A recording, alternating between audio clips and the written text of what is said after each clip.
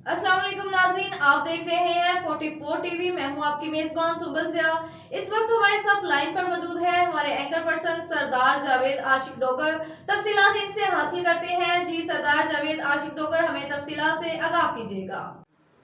जी सुंबल, मैं इस वक्त मौजूद हूँ कसूर का नवाई इलाका गांव शेहमा स्टाफ। यहाँ पर किसान इत्तेहाद और अंजमन काश्तकारों की जानब से एक बहुत बड़ी बैठक की गई है। बैठक में अगर बात की जाए तो कसीर तादाद में किसान जमा नहीं हो सके, मगर जो यहाँ पर किसान मौजूद हैं वो बहुत ज़्यादा गुस्से में हैं। और अगर किसानों की बात की जाए तो किसानों का कहना है कि जो स्टोर यूनियन के मालकान हैं उन्होंने यानी कि जो स्टोरेज बोरी आलू का रेट है वो यकीनन हद से ज़्यादा कर दिया गया है।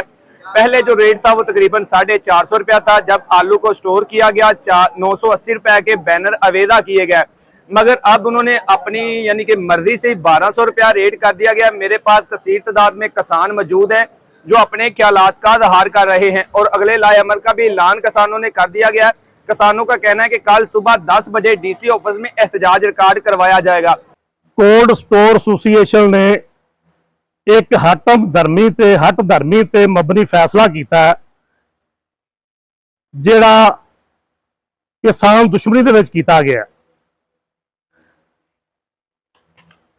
कोल्ड स्टोर एसोसीएशन का फैसला ना कोई कानूनी है, ना ही कोई उहदा कानूनी जवाब बनता है, ना ही कोई नोटिफिकेशन DC को कराया, ना उन्हें पंजाब असैम्बली चो मंजूर कराया, ना ही उन्हें कुछ हाई कोर्ट चो मंजूर कराया।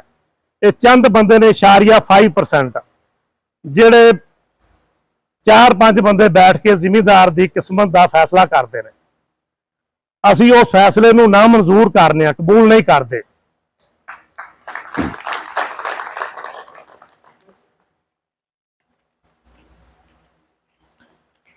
साडा जिमीदारां दा अलमिया यह आ कि असी सारे मुतहद नहीं होंदे। गंदम काश्त जिमीदार करे, उहदे ते आके डाका गौरमेंट मारे, खाद सानू कंट्रोल रेट ते मिले ना, साडी गंदम घरां दे विचों गौरमेंट आके कब्जा करके साडे कोल खो के लै जावे। ये असी एडे बेचारे भी नहीं दे ते ना ही सानू एडी बेचारगी विखावनी चाहिदी है। सानू तगड़िया होना चाहिए, मुतहद होना चाहिए। जिहड़ा हक किसी का ना देवे वो हक उहदे कोलों खो के लैना चाहिए। इस वास्ते साडा इकट्ठ है कि असी सारे सोचिए, इंडिविजुअली सोचिए, इजतमाही सोच रखते हुए आपदे फैसले जिहड़े ना करन दा हक रखिए। जिस तरह के चंद नासर 5% जिहड़े लोग ने, 5% लोग ने, 5% लोग जिहड़े फैसला मनवाते हैं, असी उनके खिलाफ सानू खड़िया होना चाहिए। उन वक्त वो तुसीं वेख लो, वो तो गूंगे बहरे सड़क ब्लॉक करके तो वह भी आपका फैसला आपका हक ले लेंदे ने।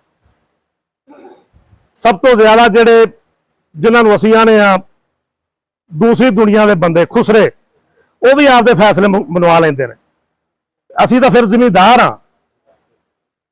असीं पाकिस्तान की 22-23 करोड़ आवाम की रोजी रोटी कमाने, किसान कमांदा है। किसी को यह पता है कि किसान आपदे बच्चों का पेट कट के आपदियां फसलों को खाद पाउंदा, रात के नेरियां दे विच सप्पां दे उत्तों लंघ के आपदियां फसलों को पानी लाउंदा। कदे किसी ने किसान के बारे सोचा? किसी नहीं सोचना, क्योंकि असीं आप नहीं सोचते आपदे बारे। इस वास्ते सानू सोचना पैदा, सानू इकट्ठे होना पैदा। ये जिहड़े भी चंद नासर इकट्ठे होंदे ने, माफिया की शक्ल इख्तियार करते हैं, वो आप फैसला लेके आप साइन करके तो आंदे जी सारे बंदे दे उत्ते हलफ चुको कि असी इस फैसले पासदारी करनी है। असी लखां की तादाद च लोग असी क्यों नहीं कर सकते? सानू भी करना चाहिए। कोल्ड स्टोर एसोसीएशन ने 3 साल रेट 5 तो 550 रखे। इस साल उन्होंने 980 रुपये करता, किसी किसान ने पूछा नहीं था। रखा किस बुनियाद ते आ कि जी रेट साडा कमर्शल हो जाना है, होया नहीं, हो जान की बुनियाद ते 980 रुपये कर दिते। किसानों ने सारा माल चुकी स्टोरां च कर दिता। उन्होंने दरवाजे बंद करके हुण आपका फैसला मुसलत कर दिता कि असी 980 नहीं लैने, असी 1200 रुपया लैना। मैं तो दस रहा 1200 नहीं 1500 रुपया बनता है। 1200 रुपया 120 किलो का, ਤੇ 50 ਕਿਲੋ ਅਸੀਂ ਤੋੜਾ ਰੱਖ ਰਹੇ ਹਾਂ, ਉਹਦੇ ਤੋਂ 700 ਰੁਪਇਆ ਲੈ ਰਹੇ ਨੇ। 120 ਕਿਲੋ ਦੇ ਪੈਸੇ ਬਣਾਓ 1500 ਰੁਪਇਆ ਬਣੇਗਾ। ਲਿਹਾਜ਼ਾ ਅਸੀਂ ਉਹਨਾਂ ਨੂੰ 980 ਵੀ ਨਹੀਂ ਦੇਣੇ, ਉਹਨਾਂ ਨੂੰ ਅਸੀਂ 980 ਵੀ ਨਹੀਂ ਦੇਣੇ, ਕਿਉਂਕਿ ਉਹਨਾਂ ਨੇ ਆਪਦੇ ਫੈਸਲੇ ਦੀ ਖੁਦ ਹੀ ਵਾਇਲੇਸ਼ਨ ਕੀਤੀ ਹੈ। ਉਹਨਾਂ ਨੇ ਆਪਦੇ ਫੈਸਲੇ ਨੂੰ ਖੁਦ ਹੀ ਜਿਹੜਾ ਨਾ ਖਤਮ ਕਰ ਦਿੱਤਾ। ਉਹ 1200 ਤੇ ਚਲੇ ਗਏ ਨੇ, ਅਸੀਂ 1200 ਨਹੀਂ, ਅਸੀਂ गवर्नमेंट ऑफ पाकिस्तान रिक्वेस्ट की है कि साडा रेट 550 रुपये किया जाए और इंशाल्लाह तुहाडे सारे दोस्तों के तावन नाल इंशाल्लाह असी नोटिफिकेशन का 550 600 का ही करावांगे, लेकिन तुहानू मुतहद रहना पैगा। दूसरी गल साडे लोगों के ਸਮੇਤ ਮੇਰੇ ਕੁਝ ਖਿਆਲਾਤ ਇਹ ਵੀ ਹੈਗੇ ਨੇ ਕਿ ਸਾਡੇ ਸਟੋਰਾਂ ਵਾਲੇ ਨਾਲ ਤਲਕ ਨੇ, ਜਿਹਦੇ ਕੋਲ ਮੈਂ ਮਾਰ ਰੱਖਿਆ ਯਾਰ ਉਹਨੇ ਮੇਰੇ ਨਾਲ ਉਧਾਰ ਨਹੀਂ ਕਰਨਾ।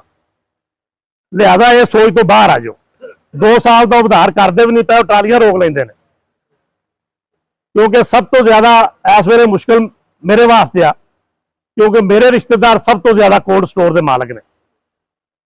ਮੈਂ ਅੱਲਾ ਦੀ ਰਜ਼ਾ ਵਾਸਤੇ, ਇਹਨਾਂ ਭਰਾਵਾਂ ਦੀ ਮਨਸ਼ਾ ਵਾਸਤੇ, ਮਖਲੂਕੇ ਖੁਦਾ ਵਾਸਤੇ ਆਪਦੀ ਹਰ ਚੀਜ਼ ਤੁਹਾਡੇ ਵਾਸਤੇ ਕੁਰਬਾਨ ਕਰਨਾ। ਕਿਸਾਨ ਵਗਰੀ ਤਾਕਤ ਤੇ ਕੂਵਤ ਪੂਰੇ ਮੁਲਕ ਦੇ ਵਿੱਚ ਛੱਡ ਕੇ ਪੂਰੀ ਦੁਨੀਆ ਦੇ ਵਿੱਚ ਕੋਈ ਵੀ ਨਹੀਂ। ਅਗਰ ਕਿਸਾਨ ਚਾਹਵੇ, ਮੁਤਹਿਦ ਹੋਵੇ, ਕੋਸ਼ਿਸ਼ ਕਰੇ ਤੇ ਜਿਵੇਂ ਆ ਨਾ ਗੌਰਮੈਂਟ ਜਿਹੜੀ ਅਗਰ ਗੌਰ ਕਰੇ ਤਾਂ ਮਿੰਟ ਲੱਗਦਾ ਹੈ, ਤੇ ਜੇ ਅਗਰ ਆਪਾਂ ਵੀ ਥੋੜਾ ਜਿਹਾ ਗੌਰ ਕਰੇ ਨਾ ਤਾਂ ਖੁਦਦਾਰੀ ਦਾ ਮੁਜ਼ਾਹਰਾ ਕਰੀਏ ਤੇ ਇਹ ਜਿਹੜਾ ਮਾਫੀਆ ਇਹਨੂੰ ਲਗਾਮ ਪਾਉਣ ਵਾਸਤੇ ਆਪਾਂ ਨੂੰ ਵੀ ਐਡੀ ਦੇਰ ਨਹੀਂ ਲੱਗਣੀ, ਮਿੰਟ ਹੀ ਲੱਗੇਗਾ। ਰੌਲਾ ਸਿਰਫ ਇਹ ਹੀ ਹੈ ਵੀ ਆਪਾਂ ਨੂੰ ਇਤਫਾਕ ਤੇ ਇਤਿਹਾਦ ਨਾਲ ਬਾਹਰ ਨਿਕਲਣਾ ਪੈਣਾ ਹੈ। ਅਗਰ ਅਸੀਂ ਮੇਨ ਰੋਡਾਂ ਦੇ ਨਾ ਵੀ ਨਿਕਲੀਏ ਨਾ, ਆਪਦੀਆਂ ਲੋਕਲ ਸੜਕਾਂ ਤੇ ਆਪਦੀਆਂ ਦਾਤਰੀਆਂ ਤੇ ਜਿਹੜਾ ਕਈਆਂ ਲੈ ਕੇ ਬਾਹਰ ਆ ਕੇ ਤੇ ਰੋਡ ਤੇ ਬਹਿ ਜਾਈਏ ਨਾ, ਆਪਦੇ ਪਿੰਡਾਂ ਦੀਆਂ ਰੋਡਾਂ ਦੇ ਸਾਹਮਣੇ, ਤੇ गवर्नमेंट ਨੂੰ वक्त पै जाए। खुदा ने आज तक उस कौम की हालत नहीं बदली, ना हो जिसको ख्याल आप अपनी हालत के बदलने का। ये बेहिसी नूं खत्म करिए ते बाहर निकलिए, आपदे हक नूं जिहड़ा ना मंगिए, बल्कि इन्हां कोलों खो लईए। कोई क्यामत नहीं आ गई भी जिहड़ा 500 तो चुक के 1200 इको बारी कर दिता गया। किहड़ी तब्दीली आई है, किहड़ा रेट कमर्शियल होया? ਇਹਨਾਂ ਨੇ ਆ ਜੀ ਰੇਟ ਕਮਰਸ਼ੀਅਲ ਹੋ ਗਏ ਨੇ, ਟੈਰਿਫ ਕਮਰਸ਼ੀਅਲ ਹੋ ਗਏ ਨੇ, ਖਰਚੇ ਸਾਡੇ ਬਿੱਲ ਬੜੇ ਵੱਧ ਗਏ ਨੇ। ਬਿਲਕੁਲ ਧੋਖਾਦਹੀ, ਫਰਾਡ ਤੇ ਝੂਠ ਮਾਫੀਆ ਦਾ ਕਿਰਦਾਰ ਅਦਾ ਕਰਦੇ ਨੇ ਪਏ। ਕੋਈ ਰੇਟ ਨਹੀਂ ਵਧਿਆ, ਸਿਰਫ 3 ਰੁਪਏ ਯੂਨਿਟ ਦੇ ਵਧੇ ਨੇ। ਮੈਂ ਨਾ ਵੀ 550 ਤੋਂ 3 ਰੁਪਈਆਂ ਦੀ ਰੇਸ਼ੋ ਦੇ ਨਾਲ ਬਿਜਲੀ ਵਧਾ ਜਿੰਨੀ ਇਹਨਾਂ ਦੀ ਵਧੀ ਏ, ਉਸ ਰੇਟ ਨਾਲ ਸਾਡੇ ਨਾਲ ਬਹਿ ਕੇ ਮੁਜ਼ਾਕਰਾਤ ਕਰਨ, ਉਸ ਰੇਸ਼ੋ ਦੇ ਨਾਲ ਰੇਟ ਵਧਾਵਣ। 150 ਰੁਪਈਆ ਠੀਕ ਹੈ, ਹੱਕ ਬਣਦਾ ਇਹਨਾਂ ਦਾ, ਖਰਚੇ ਵੱਧ ਗਏ, ਮਹਿੰਗਾਈ ਹੋਈ ਹੈ, ਲੇਕਿਨ ਇਹ ਨਹੀਂ ਹੋ ਸਕਦਾ ਵੀ 500 ਤੇ ਚੁੱਕ ਕੇ ਸਿੱਧਾ ਹੀ 1200 ਸਾਨੂੰ ਇਤਮਾਦ ਚ ਲੈਣ। ਮੈਂ ਨਾ ਜੀ ਸਾਰਿਆਂ ਨੂੰ ਹਜ਼ਾਰੇ ਰਾਏ ਦਾ ਟਾਈਮ ਮਿਲੇਗਾ, ਸਾਰਿਆਂ ਨੂੰ ਹਜ਼ਾਰੇ ਰਾਏ ਦਾ ਟਾਈਮ ਮਿਲੇਗਾ। ਹਰ ਬੰਦੇ ਕੋਲੋਂ ਤੁਹਾਡੇ ਕਮੈਂਟਸ ਪੁੱਛੇ ਜਾਣਗੇ। लिहाजा सानू इतफाक ते इत्तेहाद की लोड़ है, बाहर निकलना पैना है। असी DC ते दरखास्त दे दी है, वो एक लीगल प्लेटफॉर्म है जिंदों तो सानू रिलीफ मिल सकता है। रेट पटिशन वास्ते जिवें सदर साहब दसदे सी हाई कोर्ट नाल राबता करन लगे हैं, रजू करने हैं, उम्मीद है कि उठों भी रिलीफ मिलेगा। लेकिन सानू इतफाक ते इत्तेहाद की लोड़ है, बाहर निकलन की लोड़ है। आ वेखो असी मेरा ख्याल है 4-5 दिनों के विच कम अज कम 2-3 हज़ार बंदे नाल राबता किया है। बंदा साडा इत्थे इकट्ठा होया 200। ये सोचन दा लम्हा फिक्रिया है। तो क्या कहना चाहते हैं? अस्सलाम वालेकुम भाई। वालेकुम सलाम। प्यारे भाई, आप ये बताएं कि आज किसानों का यहाँ पे कट हुआ, कट में क्या मामला तय हुए, आगे का क्या लायामल है आपका? मैं पहले तो सरदार जवेद आशिक साहब तुहाडा शुक्रिया अदा करना कि तुसीं मजलूम तबके दी आवाज़ बने जे। शुक्रिया। उहदे तुहानू खराजे तहसीन पेश करने आ। ये मजलूम तबका है जिहड़ा अरसा दराज तो खादां ब्लैक लै रहा है। 10,000 12,000 ਵਾਲਾ ਸੁਪਰੀ ਦਾ ਬੈਗ 5,000 ਤੇ ਲੈਣ ਤੇ ਮਜਬੂਰ ਹੈ। ਕਿਸਾਨ ਇੱਕ ਪਿਸਿਆ ਹੋਇਆ ਤਬਕਾ ਹੈ। ਹੁਣ ਚੁੱਪ ਚਪੀਤੀ ਸਟੋਰਾਂ ਵਾਲਿਆਂ ਸਾਡੇ ਹਕੂਕ ਤੇ ਡਾਕਾ ਮਾਰਿਆ ਹੈ। ਪਿਛਲੇ ਸਾਲ ਸਾਡੇ ਕੋਲ ਇਹਨਾਂ 480 450 ਸਾਡੇ ਨਾਲ ਮੁੱਕਿਆ ਸੀ। ਜਦੋਂ ਅਸੀਂ ਲੈਣ ਗਏ ਆ ਇਹਨਾਂ ਲੈਣੇ 600 ਤੇ 20 ਰੁਪਏ।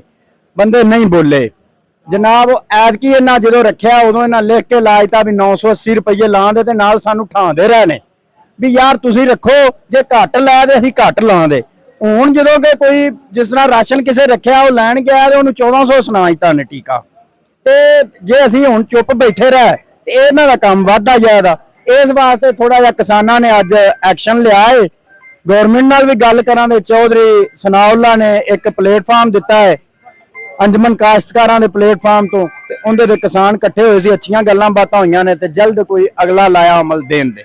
क्या सुबह 10 बजे डीसी ऑफिस में एहतजाज किया जाएगा या बाद में कॉल दी जाएगी? नहीं जी, चौर साहब ने जिस तरह डिसाइड किया है इस मीटिंग दे विच कल 10 बजे डीसी ऑफिस ते जाके आपदा एहतजाज भी रिकॉर्ड करावांगे, आपदा एजेंडा भी उन्होंने दसांगे।